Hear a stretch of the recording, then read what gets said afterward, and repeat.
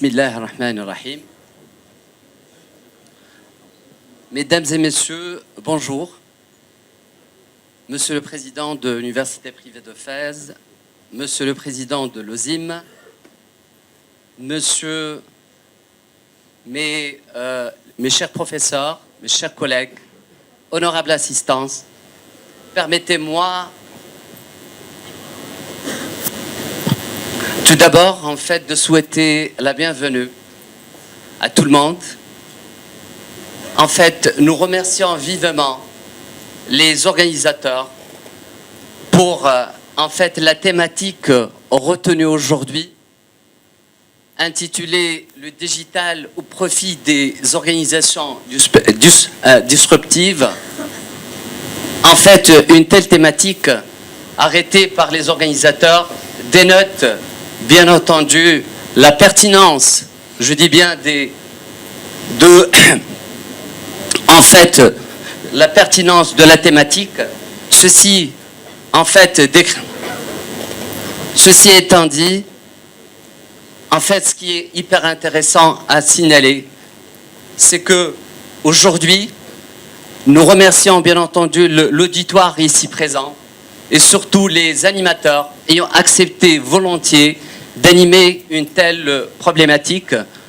Dans un premier temps, je vais donner la parole de suite à notre président pour pouvoir présenter le programme de telle thématique. Je vous remercie.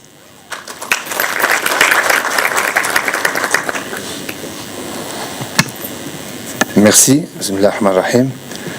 Je ne vais pas présenter le programme, je vais seulement faire un petit mot de bienvenue pour vous souhaiter la bienvenue. Lorsqu'on évoque la transformation digitale, il y a une expression qui revient régulièrement dans le discours, l'innovation disruptive. Pas de transformation sans innovation et pas d'innovation sans disruption. Allez comprendre. C'est justement ce que nous allons nous efforcer de faire pendant cette conférence. Si l'expression innovation disruptive, aussi appelée innovation de rupture, n'est pas nouvelle, elle n'a été théorisée que récemment dans un livre appelé The Innovators Dilemma, écrit par un enseignant-chercheur de la célèbre Harvard Business School, Clayton Christensen, sous-titré The Revolutionary Book That Will Change the Way You Do Business. Cette parution était réalisée en octobre 2011. Ce livre a rencontré un grand succès aux États-Unis. Alors, la théorie de l'innovation de rupture décrit des innovations qui découvrent de nouvelles catégories de clients en créant de nouveaux marchés. Elle exploite généralement de nouvelles technologies. Ce n'est pas obligatoirement parce qu'ils peuvent également exploiter des technologies anciennes, mais dans de nouveaux contextes. Enfin, elle s'accompagne en général par la création de nouveaux modèles économiques. L'innovation disruptive ou disruptive innovation est généralement comparée à l'innovation du maintien, ce qu'on appelle le sustaining innovation, qui consiste simplement à améliorer l'existant. Je ne vais pas être trop long, je ne suis pas un expert. Donc, des exemples pour pouvoir vous donner, pour comprendre un petit peu ce que c'est. IBM, elle avait cassé le marché de l'informatique centralisée en créant un PC. Xerox avait aussi créé la technologie qui permet de photocopier ou de faire une copie. Netflix avait aussi abandonné la location à distance des DVD pour le streaming. Apple iTunes pour avoir dématérialisé les disques, Skype pour les appels en ligne, Google pour la recherche d'informations, Twitter pour les journaux, Uber pour les taxis, etc. Autant d'exemples, comme on peut le voir, à chaque fois la disruption est venue de l'amélioration successive du produit ou du service jusqu'à la bascule sur un nouveau modèle. Ce qui a permis non plus d'affronter la concurrence sur un même marché, mais au contraire d'élaborer et de dérober des clients de la concurrence attirés par de nouveaux modèles proposés. L'innovation disruptive comme la transformation digitale, tous deux sont dans l'air du temps, un temps qui ne cesse d'accélérer. Pour rester compétitive et pour créer ou conquérir de nouveaux marchés et de nouveaux clients, l'entreprise doit se transformer. Les technologies sont au cœur de cette transformation. Et la pression est telle que les organisations cherchent la rupture, le point de bascule vers un produit ou un service révolutionnaire et le modèle économique qui va lui permettre de gagner de la valeur. Et bien souvent, il vaut mieux casser les modèles et partir du front scratch, donc jouer totalement la rupture plutôt que de tenter de transformer l'existant. L'innovation répond en tout point à cette attente. Vous allez penser que je suis un expert de l'innovation disruptive. Eh bien non. Jusqu'à quelques jours, je ne savais pas grand-chose sur ce sujet et j'ai dû faire quelques recherches pour ne pas avoir l'air bête aujourd'hui. Je vais vous laisser entre les mains des vrais experts qui vont vous parler de ce sujet tellement passionnant et instructif.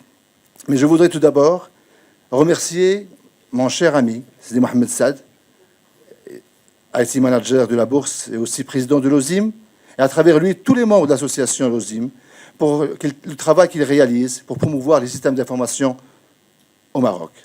La conférence d'aujourd'hui en est un exemple, et une première aussi à Fès.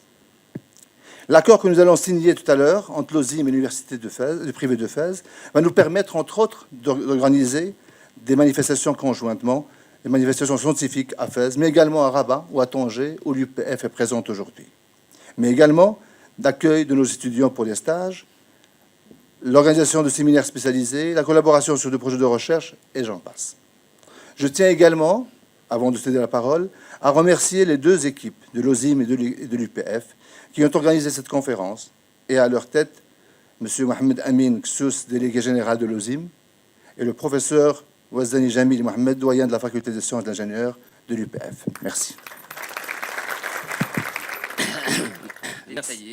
Du séminaire qui va être animé par des experts spécialisés dans le domaine des systèmes d'information.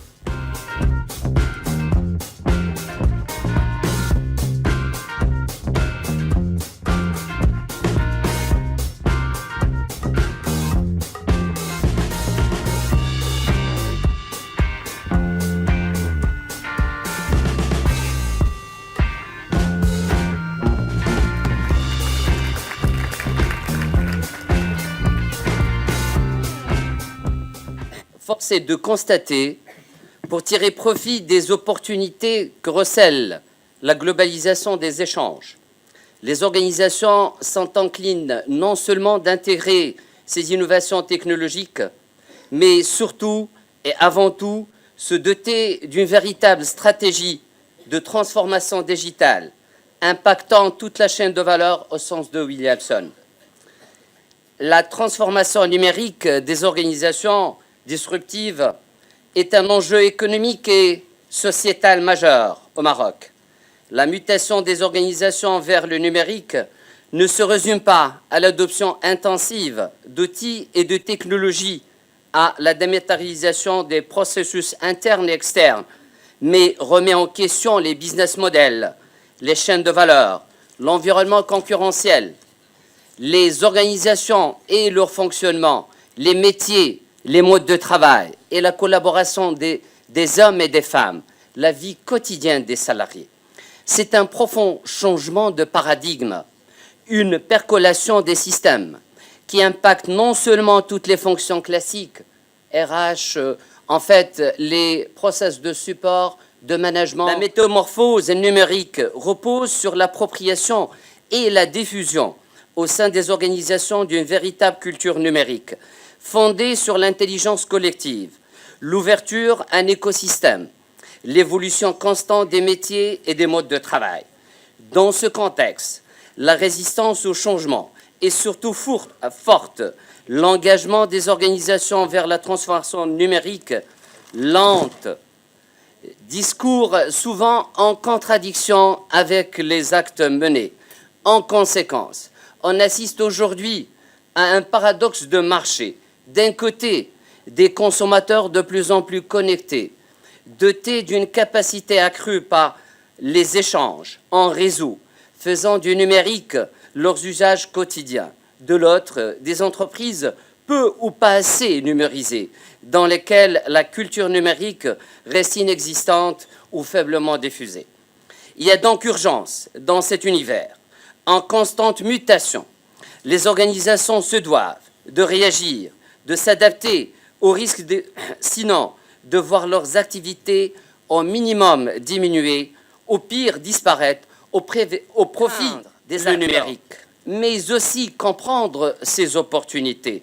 La question de l'impact positif de la transformation des jeux, quatre grandes interventions. La première intervention animée par M. Salah Benna, puis une deuxième intervention, question-réponse, et là, souhaitant un bon vent à nos séminaires. Et je vous remercie.